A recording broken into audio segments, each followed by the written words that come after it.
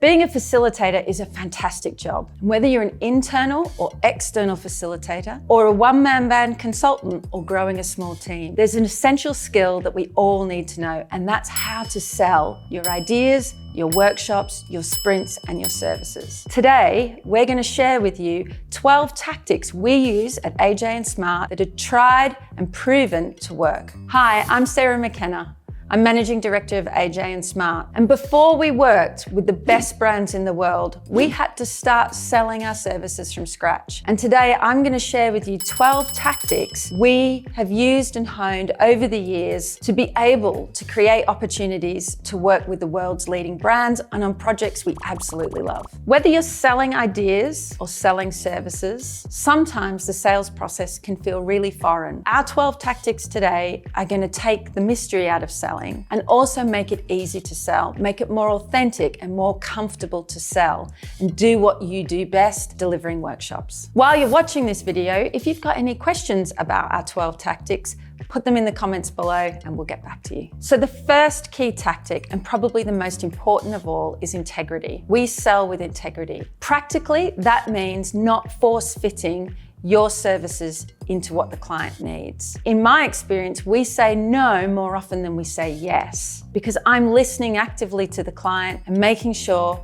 that what we have to offer is going to meet their needs. And when it doesn't, we still offer value by signposting them or connecting them with someone who can help them. So if you sell with integrity, and if you are trying to really meet the needs of the client, suddenly it doesn't sound like selling at all. And it doesn't feel like selling. It feels like you're authentically trying to help that client overcome their challenges and meet their needs. And that's a feel-good feeling, not a sales feeling. The second key tactic is empathy. Many of you are from the design thinking and innovation space, so it'll be no surprise that we should be designing our sales process and approaching it in a customer-centric way. The second key tactic is a little bit like being at a party. If someone rushes up to meet you and shakes your hand and tries to tell you all about themselves, it's a bit awkward, isn't it? So empathy in the sales process is a little bit like being at a party and having someone be introduced to you. Let them like you before they want to get to know you. This empathy building is about rapport and trust. And we're going to give you 3 tips to build that quickly in your first call or your first meeting. The first tip is be prepared and know who you're speaking to. A little bit of research goes a long way on that first call. The second tip is to actively listen. Really switch on to your customer's needs and what they're trying to progress with the project. Later on, you can tune back into those needs and play back your proposals and your services and be spot on and well targeted because you've actively listened at the front of the process. The third tip is to ask questions. The art of humble inquiry, again, will give you insights into what they need and want from the project. The third tactic is relevance. And if you've done your job well in your rapport building and creating empathy, then you'll know exactly what the client needs. Relevance is about really understanding, do you have what they need? How do you create relevance in the mind of the client in the sales process? There are 2 ways we use. The first is to find the right statement that articulates the progress they wish to make. So an example of that would not be talking about your products and services, but of talking about the achievements or the progress or the outcomes your client wants to see. It's about using client-facing language as opposed to our language. Terms that are relevant to the client rather than terms that are relevant to us. So playing back to the client what's important for them and how you'll be able to deliver that. Too often, when we're trying to create relevance in the minds of our clients, we're talking about functional benefits, the outcome of the project, or the time and materials needed to deliver it, or the price. But sometimes there's hidden relevance, things that we can provide to the client that they might not have thought of, like relief. Outsourcing of a big job can provide huge relief to a customer. Sharing the responsibility to deliver a project and sharing that burden with the client can provide tremendous relevance and competitive advantage in the sales process. Let's assume you're selling with integrity, so you're giving the client something they need, not just what you offer. You've built some rapport and trust with the customer by actively listening and asking lots of questions. So now you're really informed, you've given them a relevant solution. Here's some additional tactics that will help you really close the deal. So role modeling is our fourth tactic, and it's fantastic if you're just starting out in the industry and you're yet to be building your case studies and portfolio. Some practical examples of role modeling are really just pointing out who else is doing something similar. What amazing brands out there are also using workshops or also using sprints. Borrow brands from the innovation space and put them in your sales material. Reference logos, reference research material, reference ROI, so that you can say innovative brands are working in this way and it's similar to what you're offering. For example, when we started, before we had the clients that we have now, we were able to say, look who else is using design sprints. The world's leading brands use design sprints to create digital products. 5, the burning platform's super simple. It just states, what's the downside of not progressing with your work? What's the downside of not hiring you to do this piece of work in your innovative way? Too often we forget as workshoppers and facilitators what life used to be like, how project timelines used to go on endlessly, meetings of circular discussion, a lack of progress, people worn down by old ideas and bad processes. And it's important to re-articulate that and play that back to the client and remind them of what life's going to be like if you don't move ahead with your way of working and with you. Be explicit, paint the picture, visualize it for them so they can remember what they're moving away from and give them some incentive to move towards you. An example of this would simply be explaining what would life be like if you didn't embark on your product and service. Maybe it would take longer. Maybe there would be a lack of alignment amongst the stakeholders. Maybe the project would carry more risk because you hadn't run the workshop. So being explicit about the downsides of what will happen of not hiring you is just as important about talking about the benefits. So number 6, WIIFM, what's in it for me? Too often we get bogged down in talking about the ROI of a project or the big macro deliverables that our services will deliver. And we forget about the human aspect of hiring a facilitator or an external consultant to help them do their job. WIIFM, what's in it for me, is about, again, explicitly explaining what is the benefit for them as a person. In the case of our sprints that we run, the champions that bring us in to run the sprint are often heroed internally for making such great progress and doing such great work in such a short amount of time. So the benefits should be really articulated about that individual. What is it actually going to mean for the person that's hiring you? Is their life going to be made easier? Are they going to get credit for doing great work? Are they going to be able to work in a really enjoyable and innovative way? Sometimes we take for granted how enjoyable our workshopping formats is compared to the everyday formats our clients have to endure. We have to remind ourselves that sometimes the most exciting thing that will happen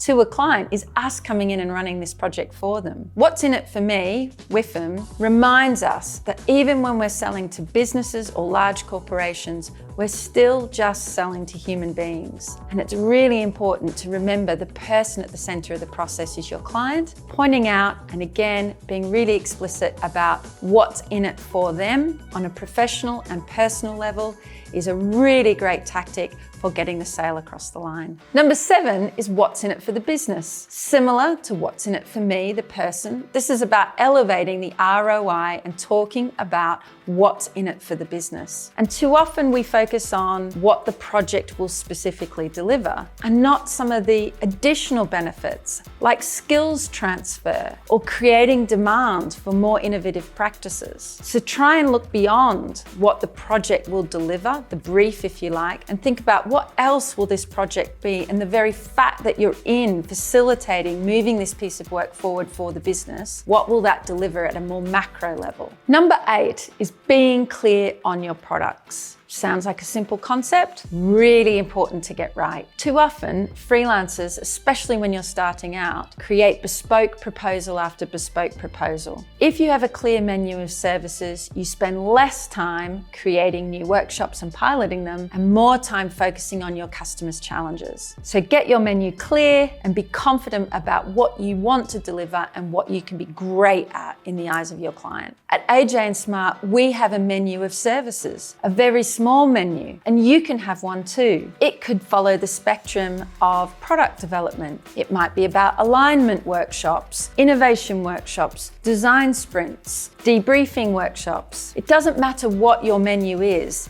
It's the fact that you have a menu of workshops that you are best at in the world, and you are constantly refining and iterating and honing to be an extraordinary experience and deliver incredible value for your clients. So be clear on your menu of services, and you'll draw confidence from that in the sales process, and so will your customers. And if you're clear on your products, you can also be clear on when to say no. And when you say no, believe it or not, that also creates trust between the client and you around where your areas of expertise are. Number 9 is demonstrate competence. If you can demonstrate your competence well, then your client will have confidence you can deliver. Demonstrating competence is actually really easy. The first step is share your method. Explain to them in a detailed way how you will go about delivering their outcomes. You can do this visually or you can do this verbally. We do both, and we cater for busy executives who just want to read a summary, and we also cater for what we call the detail devils, who are interested in the detailed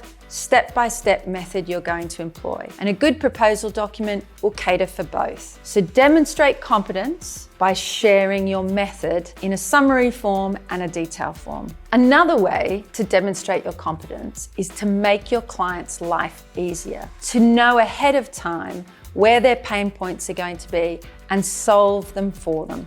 Cater for them in advance. We draft for our clients the emails that explain who we are, what we're going to do, and what a design sprint is. That means they don't have to spend time developing these internal communication materials because you're going to do it for them. In your method, in your proposals, you can explain that you're going to make their job easier by creating and providing communication materials and anything else they might need to facilitate the project internally. And of course, you always need the proof of your competence. And we define this in 2 ways: hard proof and social proof. Hard proof is case studies. And we always try to do video case studies to avoid the very boring, old-fashioned testimonial style. Case studies are an important way to say, I've done this before and here is my hard proof. If you're just starting out, don't worry. You can generate case studies by offering to do free work. Charities, not-for-profits, small businesses and startups will always be grateful for an extra pair of hands and for you to hone your craft and generate some case studies. Hard proof can then be supported by social proof. Get active on your social channels with client testimonials and experience testimonials of what it's like to work with you. Next, presenting professionally sounds like a no-brainer, but presenting well on your first call, presenting well at your first meeting, and being reliable and communicative are all basic parts of a good sales process. No one ever really acknowledges that you've done them, but everybody notices when you haven't. So make sure you present well, you're reliable, and you're communicative, and you'll already create a sense of confidence, competence, and professionalism. Finally, link to other brands. When you want to convey competence, get linking and co-branding with other brands. This might have been courses you've done, organizations you've worked for, conferences you've spoken at, things you've attended. Don't be afraid to co-brand and enlist the power of other people's brands. Number 10 is charge for the outcomes, not the methods, time, and materials to deliver them. This is critically important in the sales process and will directly affect how much you can charge and the margins you make. So for example, all good proposals will articulate what it is you're going to deliver, but too often they focus on the method to deliver it rather than the outcomes. An example would be that AJ&Smart delivers high fidelity, validated, investable prototypes. But we do that by employing a design sprint. Where does the value sit, in the method or the outcome? The outcome. So make sure your proposals are charging for outcomes, not methods. They're charging for the technology product, not the sprint. And watch your ability to charge more increase. There are also a range of outcomes for a client that the client often forgets. And we like to include these in our proposals as well and remind people of the additional benefits of working with us. They can be something really simple, like alignment, getting a group of people from across the organization with different perspectives to align and commit to a direction or an outcome. That is incredibly powerful and incredibly valuable in the context of your delivery of services. Other outcomes are things like giving the group confidence to act, a roadmap to deliver. We see lots of ideas in the innovation space and not a lot of execution. So this is another outcome that's often overlooked. We also need to remember the value of providing relief and resourcing, and that human psychology of someone coming in to help solve the problem with your client. And that human relief that comes from coming in to help your client solve their problems. Charging for the value of what you're going to deliver is far more important than charging for the method to deliver it.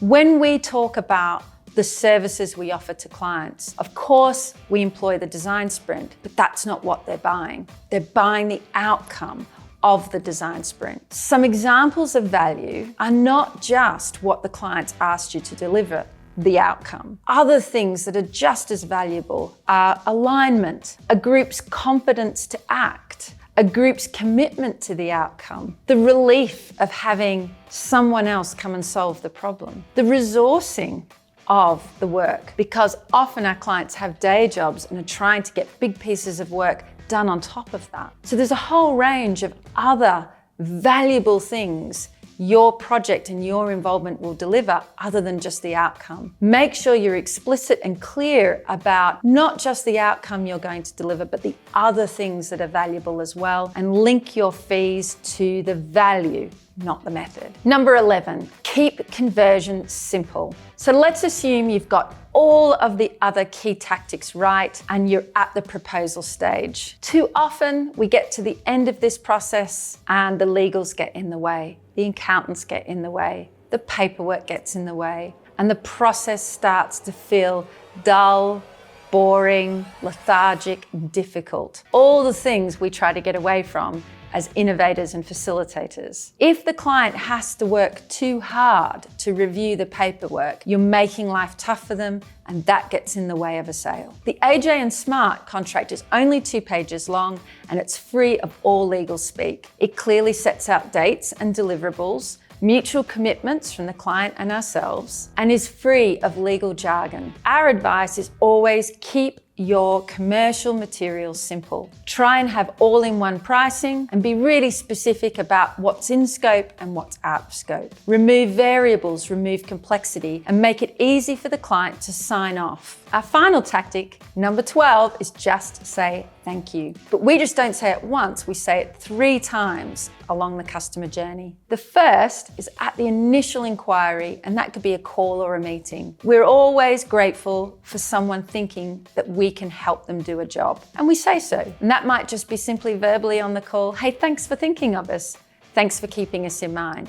Thanks for reaching out. When a client actually engages us, we say thank you more demonstrably. We send out a welcome kit. It includes our mug, our socks, some of our merchandise, our books, to say thanks for trusting us with your project, with your reputation, with your particular challenge. And finally, at the conclusion of the project, we do several things to say thank you. We play back to them everything we've enjoyed at a human level about working with them as people. We also say thank you in the form of evaluation reports and feedback reports about how we've delivered on their outcomes. Whichever way feels genuine and authentic to you, expressing gratitude is an important human characteristic often overlooked, and really important to building that rapport, building that trust, and generating repeat business after the sale is done. So today we've shared our 12 tactics to sell ideas, workshops, and services. We really hope you found them helpful. I'd love to hear in the comments below which ones really resonated with you or that you found super interesting. Also, if you've got any questions, put them in the comments below, as we'd love to hear from you. So today we've talked about the science of selling. But if you want to know the science of how to be an awesome facilitator and turn what you love into a profession, then take our 1-hour free video training, learn some of the techniques the top facilitators around the world use to deliver their services well. The link to our training is in the description below. Thanks for watching. We'll see you next time. Hi, I'm Sarah McKenna. I make all the coffee around here. Today, we're going to take you through 12. Together, empathy. Is that basic enough? I'm trying to think not about sprints. Is that better? You can have a great bloopers reel.